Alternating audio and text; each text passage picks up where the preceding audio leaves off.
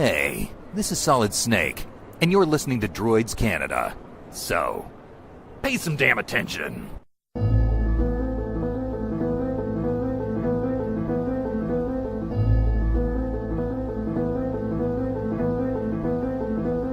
This is David Faustino. Hello, this is Andrew Chalmers, the writer and doctor in Doctor Who Dark Journey.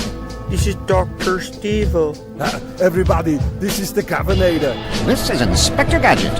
Hey, what's cracking, y'all? It's your boy J-Rock. Good evening, folks. This is James Duval. This is Jeremy Taggart. This is Kim Possible. I'm Chris Holden-Reed. Hey, this is Pat Mastroianni from Degrassi. This is the evil Dr. Bad Vibes. Again, this is Messy Bear. And this is more from X-Men. Hey, this is Andrew Gazzess. This is Sean Gunn. Hi, this is Robert Carradine. It's Tammy Stronach from The Neverending Story. Hey, it's Zach Callison. Hey, I'm DJ Jenny Rock. And I'm Neil Young. I'm Commander Shepard. Ralph Garman here. You're listening to Droids Canada. You've made an excellent choice. You have chosen wisely. Warning.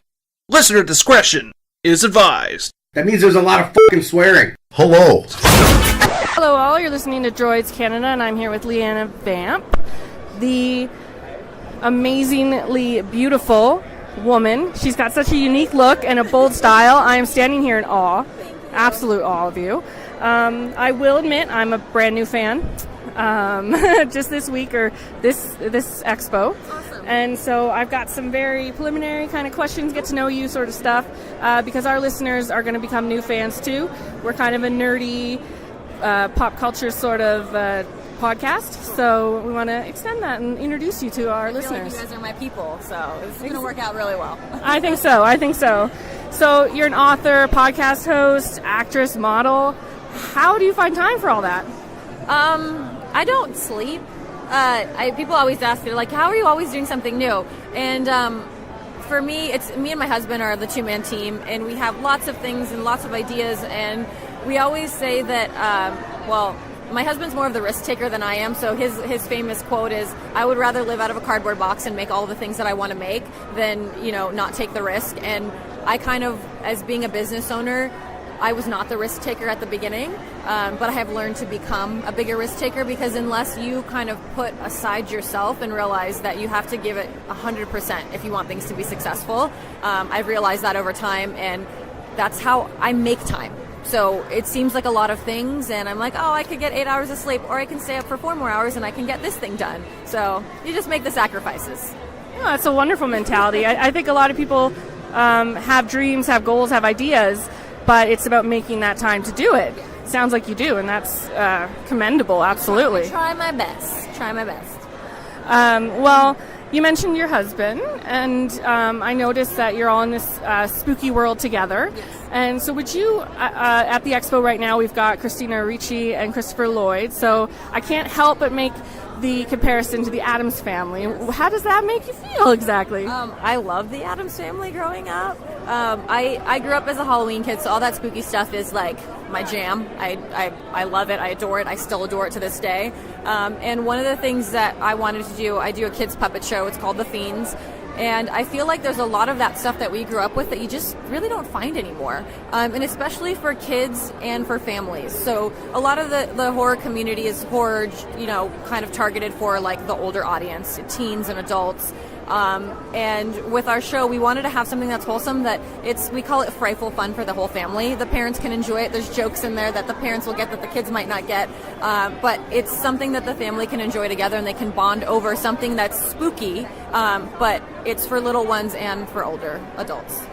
That's great, because, thinking back, I don't think I was introduced to anything spooky until I was 12, and at that point it was, I think, the movie It, and I ran out of the room screaming. Yeah, that's a little bit of an intense one. So my first horror movie was The Exorcist, and I was 8. So I was definitely way too young, but that was the film that kind of ignited my love for horror and all things spooky.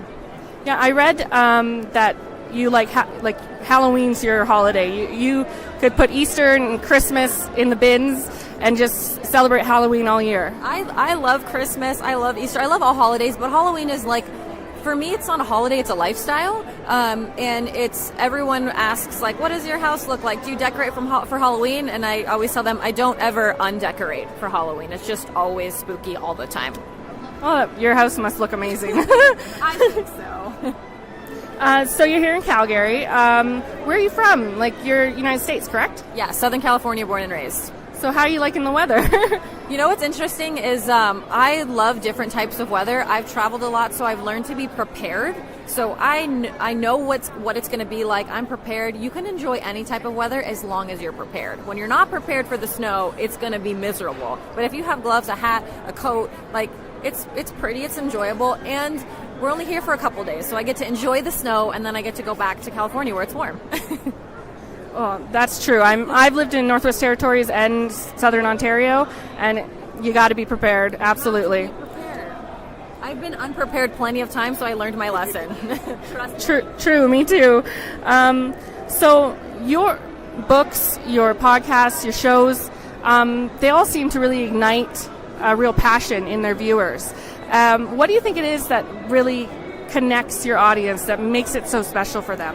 You know what? I think that a lot of my audience is based around the horror community, and the horror community is one of the most amazing communities. I feel like it's very tight-knit, and people just love horror, and they love when people are doing something new in the community or offering something that they can relate to. And I found that out of all communities, the horror community is just so... It's intense, but not intense in a good way. People just really bring their passion to it, and you see that. And for our children's book, our children's show, for the podcast, it's just been so cool to see the reaction of people that are like, thank you so much for doing this. And for me, I'm like, what do you mean thank you? Like, thank you for listening. It's just something that I love, and I know other people love it, and I just want to do something that people can be excited about, and want to be a part of. Well, I think you've absolutely done that. Like I said, I'm a brand new fan. I've only been perusing your website and your podcast, but I'm excited, and I can't wait to learn more about you, and I recommend to our listeners to do the same. Where can they find you? So the best way to follow my shenanigans, you can follow me on social media. I'm just at Vamp on all social channels. Great. All right. Well, thank you so much for this interview. It was great talking with you. Thank you so much.